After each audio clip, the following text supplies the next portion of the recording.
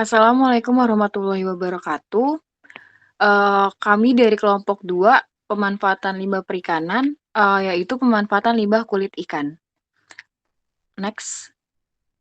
Anggota kami ada Agustina Fatima Azahra dengan NPM 126, saya sendiri Regita Aulia dengan NPM 131, lalu ada Adam Herman NPM 140, lalu ada Christopher Halason NPM 149, ada Ronaldo John NPM 153, ada Lingga Anandariani NPM 164, dan ada Muhammad Davi Ibrahim NPM 178. Pendahuluan. Indonesia merupakan negara maritim yang mempunyai kekayaan sumber daya alam yang sangat melimpah, baik secara kualitas maupun kuantitas. Berbagai produk perikanan ini umumnya adalah untuk dikonsumsi dalam bentuk segar ataupun olahan. Limbah perikanan mengandung nutrisi yang tidak berbeda dari bahan utamanya dan juga telah banyak diteliti pemanfaatannya, termasuk dipelajari sebagai media pertumbuhan mikroorganisme oleh Purnomo dan Purwaningsih tahun 1997. Kerupuk adalah makanan ringan yang dibuat dari adonan tepung tapioka dicampur dengan bahan perasa seperti udang ataupun ikan.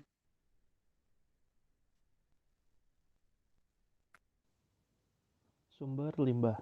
Kulit ikan merupakan limbah padat bersifat basah atau produk sampingan yang dihasilkan dari usaha pengolahan ikan untuk diambil dagingnya. Lebih dari 70% dari total ikan yang ditangkap diproses lebih lanjut sebelum dipasarkan, mengakibatkan produksi limbah ikan dalam jumlah besar sekitar 20-80%, tergantung pada tingkat pengolahan dan spesies.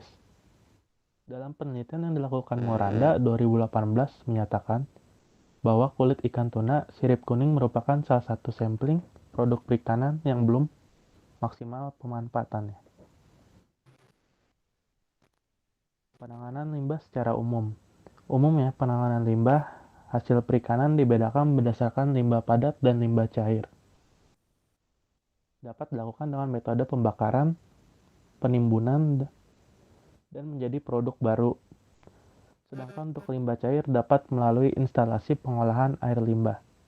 Beberapa hal yang harus diperhatikan dalam pengolahan limbah yaitu proses produksi, kualitas dan kuantitas limbah yang dihasilkan, serta perubahan, lalu kondisi lingkungan secara geografi.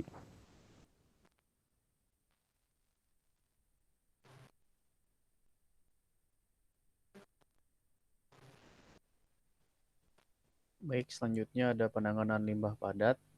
Penanganan yang pertama ada melakukan insinerasi. Insinerasi ini adalah proses pembakaran limbah yang terkendali menjadi gas dan abu. Alat ini insinerasi disebut insinerator. Gas yang dihasilkan adalah karbon dioksida dan gas-gas yang lain yang kemudian dilepaskan ke udara, sedangkan abunya dibuang ke TPA atau dicampur dengan bahan lainnya sehingga menjadi produk yang berguna. Tujuan dari pembakaran limbah ini adalah untuk mengurangi volume limbah dan bahayanya. Yang selanjutnya ada penanganan di limbah cair. Ada beberapa cara pengolahan limbah cair yang dapat dilakukan di industri menurut Daryanto 1995. Yang pertama ada secara fisika, dengan memisahkan material-material pengotor yang kasat mata serta berukuran cukup besar dengan menggunakan penyaringan atau perlakuan fisik. Dengan prosesnya meliputi sedimentasi, floatasi, absorb, dan penyaringan atau screening. Terus ada yang cara kedua dengan pengolahan limbah secara kimia, yaitu dengan penambahan bahan kimia untuk mengendapkan atau memisahkan zat-zat pengotor dalam limbah cair. Prosesnya meliputi koagulasi, oksidasi, penukaran ion, degradasi, ozonisasi, dan lain-lain. Selanjutnya ada cara yang ketiga dengan cara biologi, yaitu menggunakan biota hidup atau mikroba untuk menguraikan zat-zat pencemar di dalam limbah cair. Prosesnya meliputi aerobik, anaerobik, dan fakultatif. Selanjutnya adalah alternatif penanganan limbah. Ada 3, yaitu trickling filter, lumpur aktif, dan rotating biological contactor. Yang pertama adalah trickling filter. Air limbah dialirkan ke bak pengendapan awal untuk mengendap untuk mengendapkan padatan tersuspensi. Selanjutnya, air limbah dialirkan ke bak trickling filter melalui pipa berlubang yang berputar. Kemudian keluar melalui pipa under drain yang ada di dasar bak dan keluar melalui saluran effluent. Air limbah dialirkan ke bak pengendapan akhir dan limpasan dari bak pengendapan akhir merupakan air olahan. Lumpur yang mengendap selanjutnya disirkulasikan ke inlet bak pengendapan awal. Media memegang peranan cukup penting sehingga media harus bersifat kuat, keras, tahan tekanan, tahan lama, tidak mudah berubah bentuk, dan tidak menyumbat pada media trickling filter. Media trickling filter yang digunakan secara umum dapat berupa bahan material organik ataupun anorganik. Selanjutnya adalah lumpur aktif. Air limbah yang berasal dari sumber pencemar ditampung ke dalam bak penampung air limbah. Bak penampung ini berfungsi sebagai bak pengatur debit air limbah serta dilengkapi dengan saringan kasar untuk memisahkan kotoran yang besar. Kemudian air limbah di dalam bak penampung dipompa ke bak pengendap awal. Bak pengendap awal berfungsi untuk menurunkan padatan tersuspensi sekitar 30-40% serta BOD sekitar 25%. Air limpasan dari bak pengendap awal dialirkan ke bak aerasi secara gravitasi. Di dalam bak aerasi ini, air limbah dihembus dengan udara sehingga mikroorganisme yang ada akan menguraikan zat organik yang ada di dalam air limbah. Energi yang didapatkan dari hasil penguraian zat organik tersebut digunakan oleh mikroorganisme untuk proses pertumbuhannya. Selanjutnya ada rotating biological contractor. Aerasi terjadi ketika mikroba terpapar oksigen di luar air limbah sehingga terjadi produksi akibat fusi. Saat kemudian mikroba ini tercelup lagi ke dalam air limbah sekaligus memberikan oksigen kepada mikroba yang tersuspensi di dalam bak. Bersama dengan itu juga terjadi reintake material organik dan anorganik yang merekat dalam biofilm. Tetesan air berbutir-butir yang jatuh dari media plastik dan bagian biofilm yang merekat di permukaan plastik juga memberikan peluang reaerasi. Begitu seterusnya secara kontinu 24 jam sehari, ada yang bagian terendam, ada bagian yang terpapar oksigen. Lalu produk yang dihasilkan dan prosedur pengolahan limbah. Ada kerupuk kulit ikan, merupakan salah satu cara mengolah limbah kulit ikan menjadi kerupuk. Proses penggorengan dapat mempengaruhi kualitas kulit ikan yang dihasilkan. Hal ini karena minyak yang untuk menggoreng mudah mengalami oksidasi yang ditunjukkan dengan angka peroksida yang semakin meningkat. Menurut Siswanto dan Mulasari tahun 2015. Nah, ini ada cara pengolahan kerupuk kulit ikan menurut Taufik et al. Tahun 2015. Yang pertama, kulit ikan dibersihkan dari sisik kemudian dicuci. Selanjutnya ikan kemudian direndam dalam bumbu yang terdiri dari bawang putih, ketumbar, dan garam selama 10 menit. Lalu kulit ikan yang telah direndam dalam bumbu dijemur di bawah sinar matahari sampai kering. Setelah itu kulit dikeringkan lalu digoreng. Setelahnya kerupuk kulit ikan dikemas dengan menggunakan plastik.